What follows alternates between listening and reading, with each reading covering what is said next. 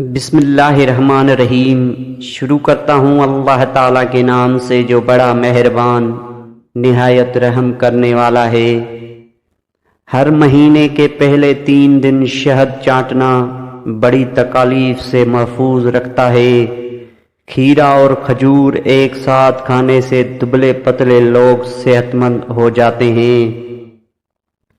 جس کا دل سخت ہو وہ مساکین کے سر پر ہاتھ پھیرا کرے اور یتیموں کو کھانا کھلائے۔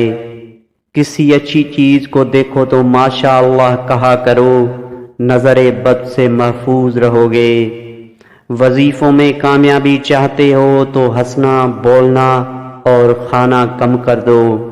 اللہ کے راستے میں 1 روپیہ خرچ کرو گے تو اللہ تعالیٰ 10 روپے واپس دیتا ہے۔ اللہ کا نور اللہ کے راستے میں ملتا ہے۔ جو شخص ہر ہچکی پر کلمہ طیب پڑھے گا اللہ اسے موت کے وقت کلمہ نصیب کرے گا۔ جو کوئی سچے دل سے شہادت کی موت مانگے گا اللہ اسے شہادت کی موت ہی عطا کرے گا، چاہے وہ بستر پر ہی کیوں نہ ہو۔ کھڑے ہو کر پیشاب کرنے سے انسان جلدی مقروض ہو جاتا ہے۔ سنت نبوی کے طریقے پر سونے والا کبھی ہارٹ اٹیک کا شکار نہیں ہوگا۔ تیز خوشبو لگانے والی عورت ڈبل گناہ کی مستحق ہوتی ہے، کیونکہ اس نے مردوں کو اپنی طرف متوجہ کرنے کا سامان پیدا کر دیا۔ حجاب کرنے والی خاتون کبھی کینسر میں مبتلا نہیں ہوتی۔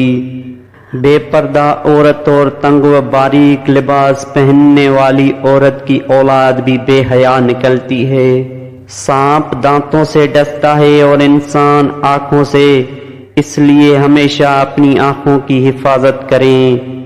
عاشورہ کے روز کھانا کھلانے سے سال بھر کا رزق اللہ پاک مفت دیتے ہیں۔ کھڑے ہو کر شلوار پہننا انسان کو سنگ دل بناتا ہے۔ پاؤں سن ہو جائے تو درود پاک پڑھنے سے فوراً ختم ہو جاتی ہے۔